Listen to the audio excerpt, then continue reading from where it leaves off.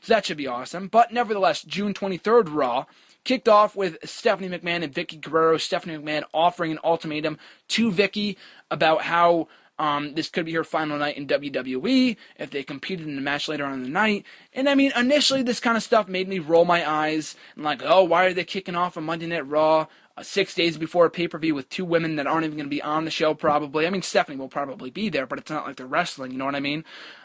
With an angle, I mean, Vickie Guerrero being fired for the upteenth time, boo-hoo, I mean, who cares?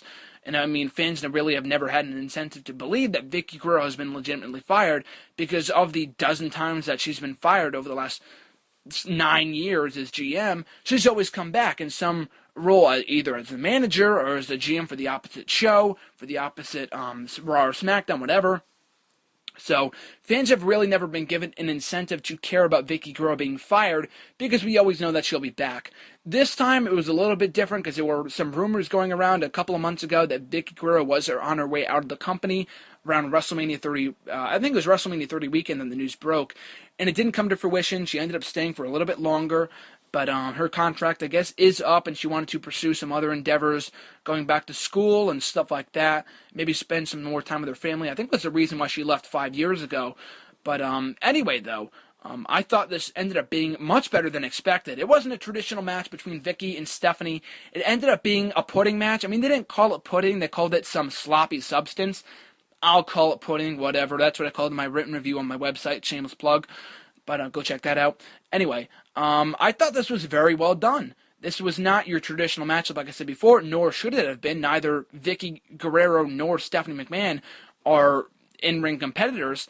But Vickie Guerrero ended up getting the better of the three divas that Stephanie McMahon brought out to take out Vickie in the form of Layla, Alicia Fox, and who was the other one? And Rosa Mendez, because Oksana's gone, so they need another heel diva, so they brought out the schmuck Rosa Mendez, who hasn't been seen on TV in months. But anyway, though, I thought that was very well done. Like I said before, I thought Vickie Guerrero, she turned babyface with just one promo from Stephanie McMahon earlier on in the night. It just goes to show just how great of a heel Stephanie is.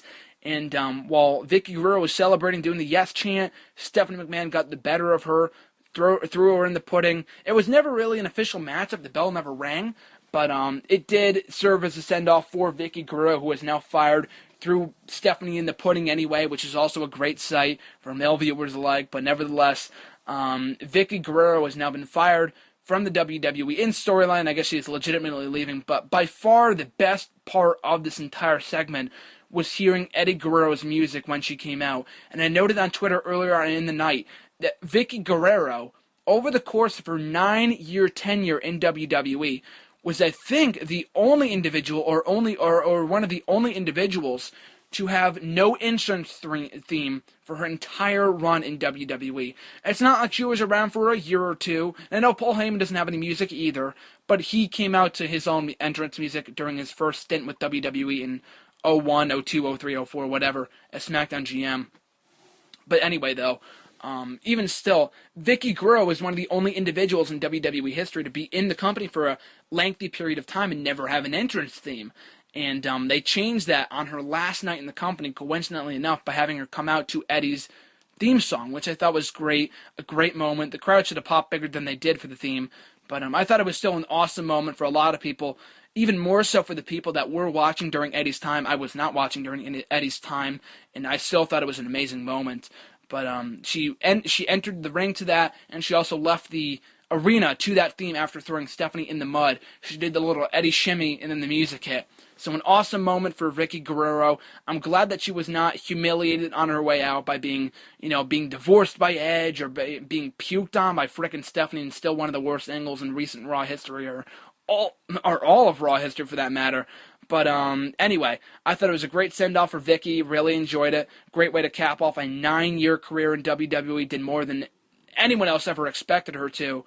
So, as GM, as a manager, whatever role she portrayed, she hit it right out of the park. She got more heat than anyone else on the roster for the most part.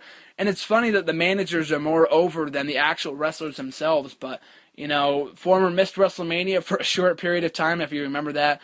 former managing consultant, SmackDown general manager, Raw GM, assistant GM, whatever role it was. She was great in it. She did her job for the 9 years that she was in the company.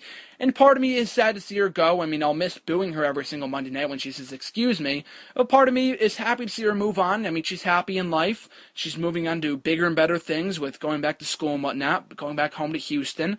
But, she served as GM for so long for SmackDown and Raw and whatever else that it really didn't serve a purpose anymore. I mean, at this day and age, general managers, as I said in the show a couple of weeks ago, just don't serve a purpose this day and age, especially with the authority around. So she didn't serve much of a role on WWE TV anymore, so I was happy to see her go in that respect. But, legitimately, though, I am sad to see her go and that I won't be able to boo her anymore, but she did have an amazing 9-year run, so all I could say is #thank you, Vickie.